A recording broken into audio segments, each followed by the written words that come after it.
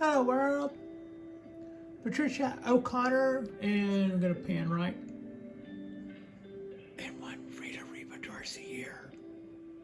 And as promised, we are about to pick back up on some work for Frankenpine.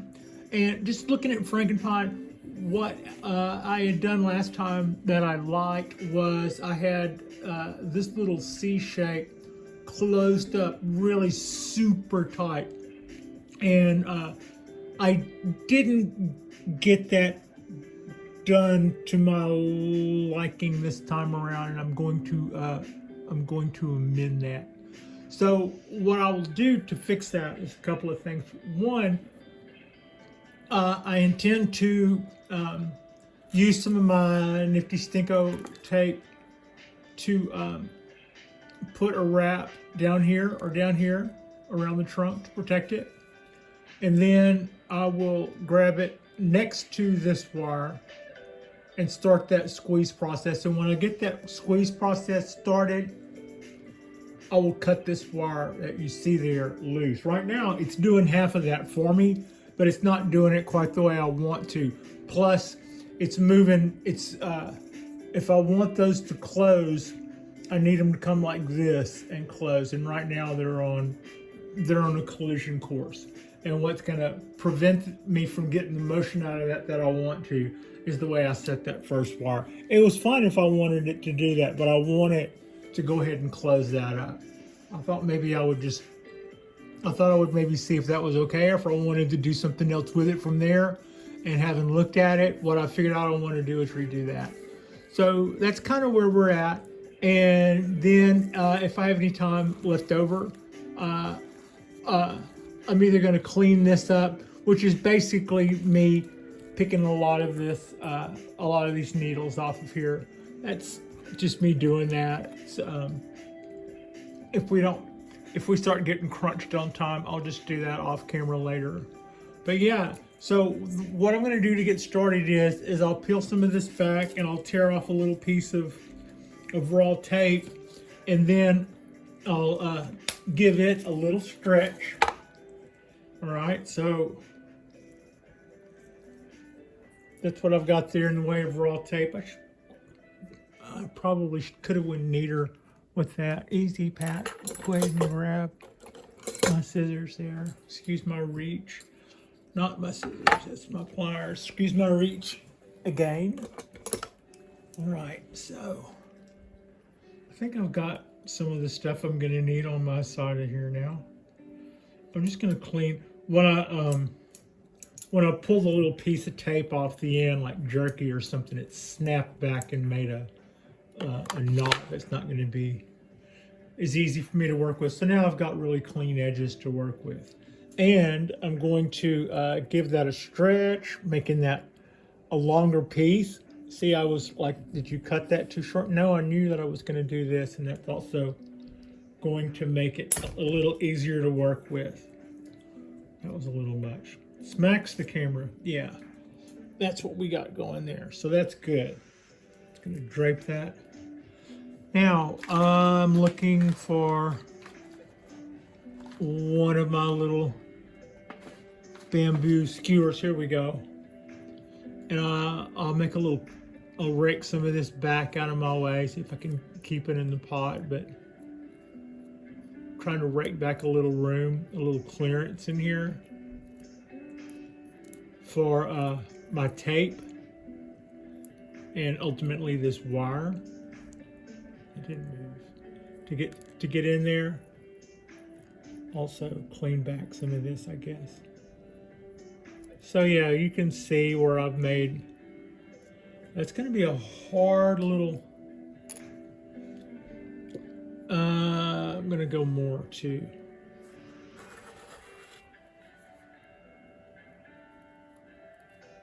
Yeah, let's put it there.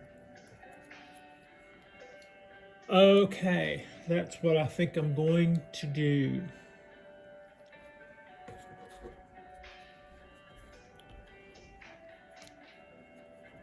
I want to get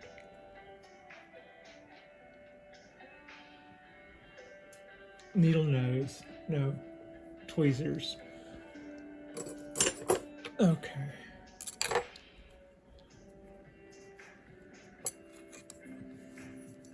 Oh, that's going to be a tough trick because of that wire. Is it right there in the way? See what it's my arm in the way? See, I just draped that right in there. Now the idea is to, now that I've draped it in from the part that I can't work it very well, I'm gonna kind of hold that firmly to the trunk and then give that a little bit of a reach through. And then I've already made contact. It's already made fairly good contact with itself there. But if I can get that to come through one more time, I won't tear it off here. I'll use that part too. If not, we'll just cut that off.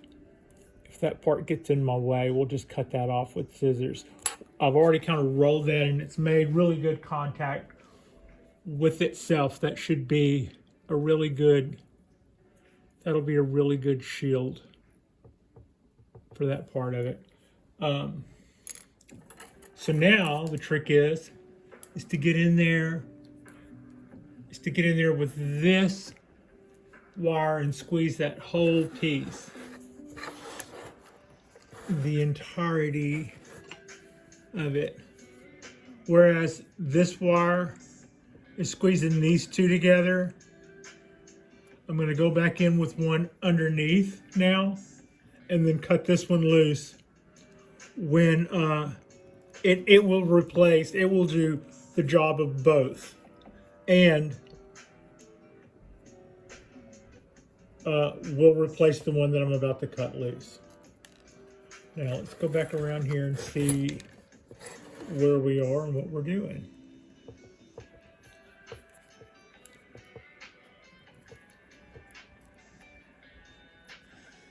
So I think you can tell I've got, let's see, crossing that's not going to be the way to go.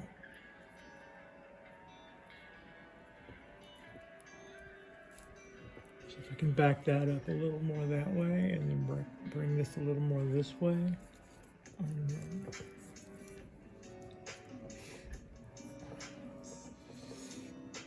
Kind of roughing that in a little. Am I totally blocking it? Yeah, I am. What I'm doing that I don't want to be doing right here is I'm crossing the wire that I'm intending to... No, I'm not. Never mind. We're okay. I'm crossing this wire, but that's okay. They're both staying. Both of those are staying. Also, if I cut off this excess here, I won't poke Frida or I in the eye with it, which is probably a good way to go, I'm thinking. Especially at this point, I could still use the old eyeballs. All right, how are we doing? We still got a tray framed up here? We do. Reach there and grab that stuff. Hold that in place. I don't know if I've said this enough lately. Whenever it comes time to twist these wires, twist and release, twist and release, twist and release. Failure to do that, if you twist it too many times in one spot with one grab, it'll break. When you release, it redistributes. It redistributes that stress you just put it through. That looks a little ungangly. I don't think I'm there yet. I want to put one or two more wraps in that. Also, if I clean this up a little, I'd be happier with that.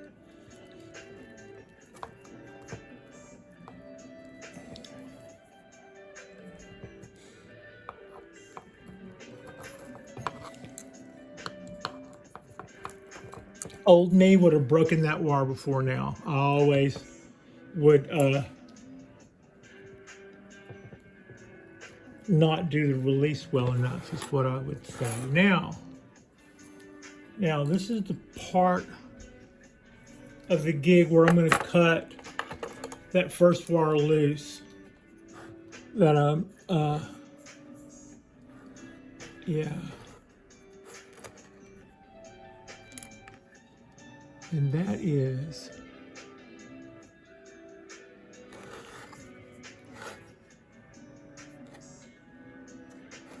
don't get messed up. Okay.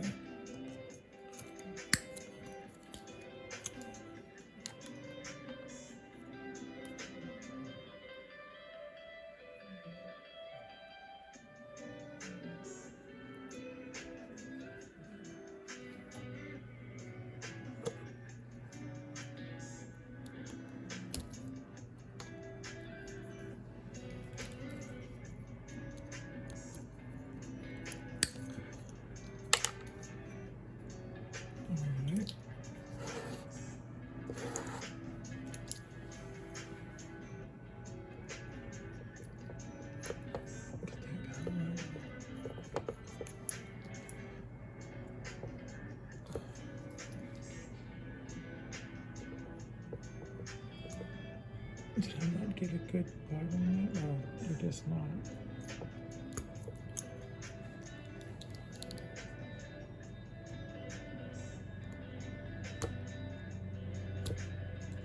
Bingo. Now that's pretty much, I think that's pretty much got the pieces in play that I needed that to have. I've got everybody lassoed that needs to be worked on, and I need to pan way over there. We go. Okay, now put those out of our way. We'll put that out of our way. We'll clean up some of our jagged pieces.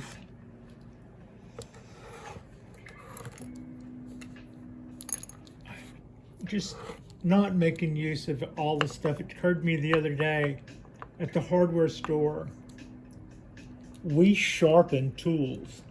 Have I taken my scissors there to be sharpened yet? No. That doesn't make a whole lot of sense. I mean, especially, you know, here's the thing. Especially for those of you who, like me, are occasionally clumsy, sharper tools leave cleaner wounds. I don't know. Both on your trees and on your person. So, yeah, at some point I should probably take my scissors in and see if I can get them, sharpened. I mean, see if I can. It's a matter of whether or not our little gadget will do it. Looks pretty promising though. That's where I am there.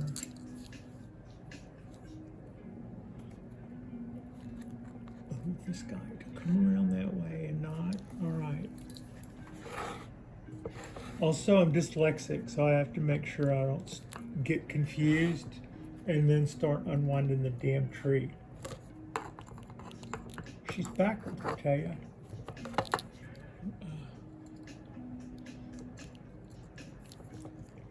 Did you hear the one about the dyslexic, agnostic, insomniac who spent his nights awake wondering if there really was a dog?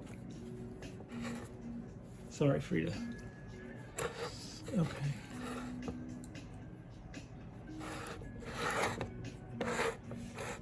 You can see we got that a lot tighter.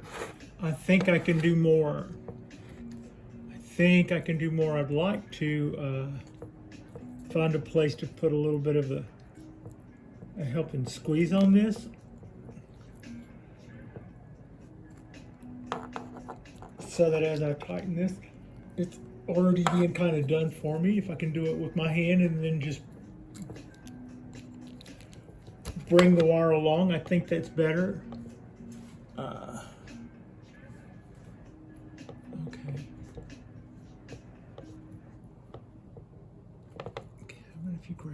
here.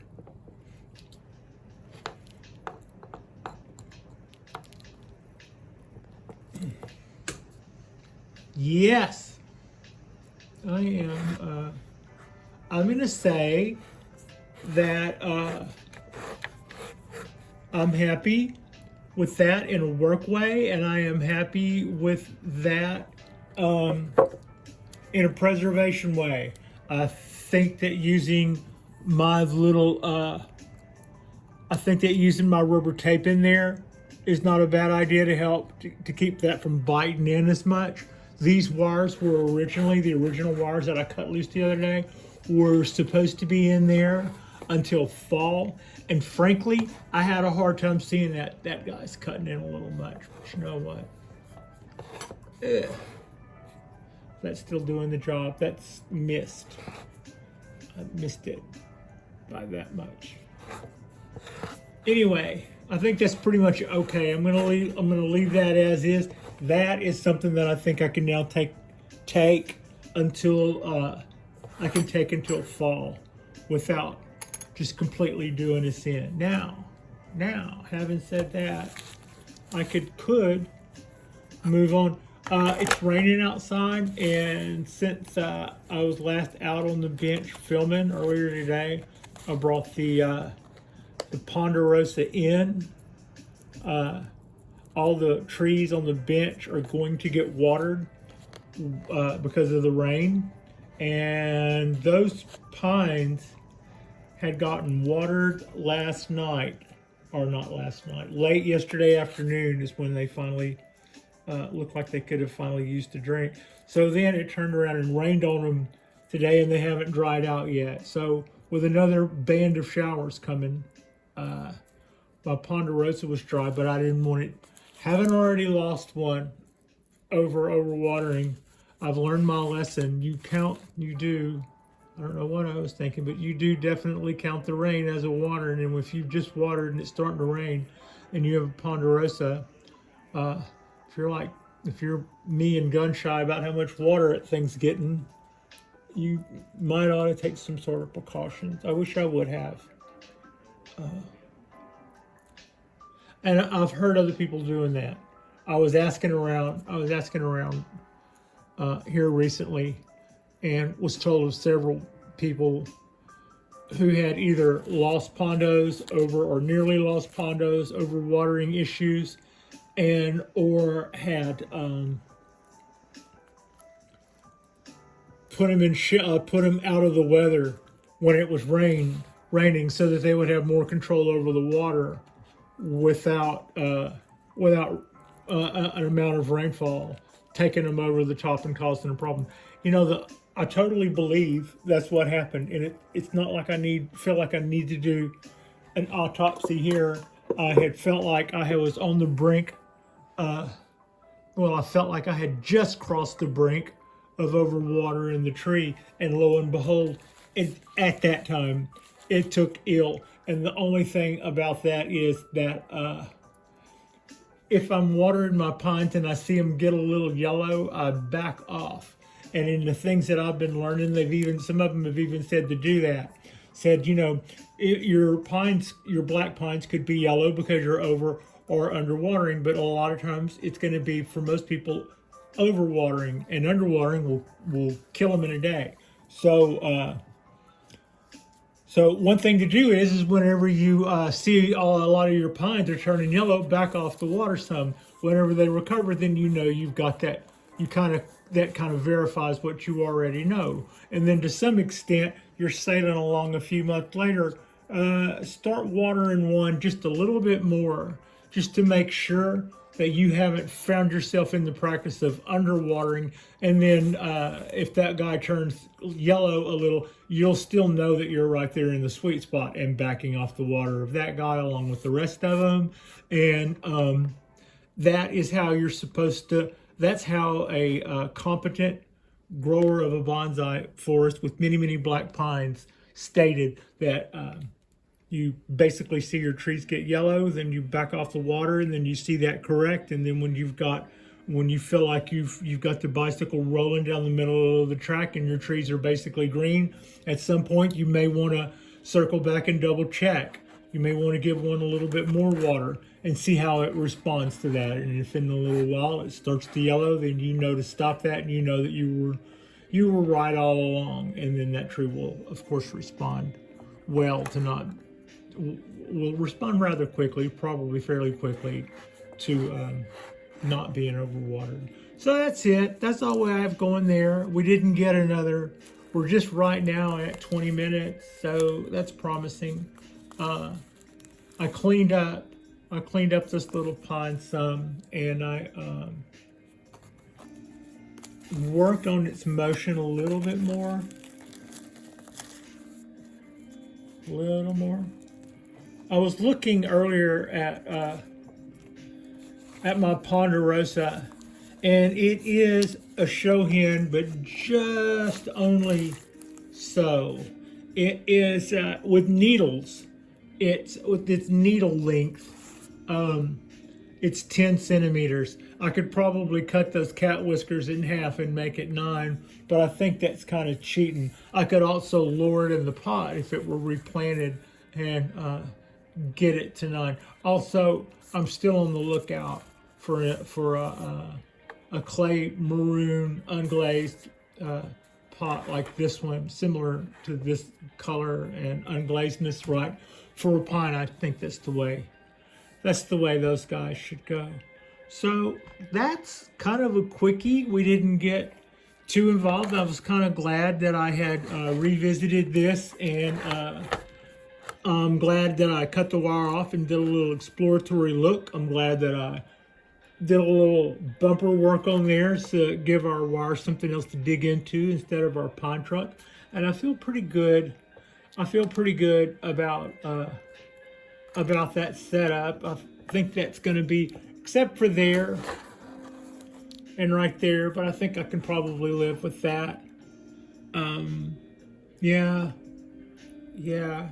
As time goes on, I'll probably go another couple of days, let that relax some, and then I'll give that a little push and squeeze, and then put another twist or two on here.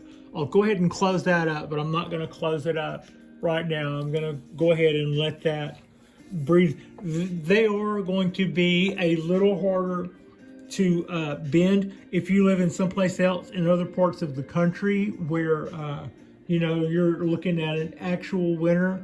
Bends like that and moves like that when the tree is a lot slower and a lot colder. You can break a pine a lot easier, especially older pines. Here in the Bay Area, everything kind of stays a little bit, I believe, everything stays a little bit more limber. Now, having said that, my cork bark is not one that I feel very confident wiring at all. I mean, a pro would and has, but I'm not there yet. It's like I would just look at that and go, yeah, don't wire anything you don't want to break off.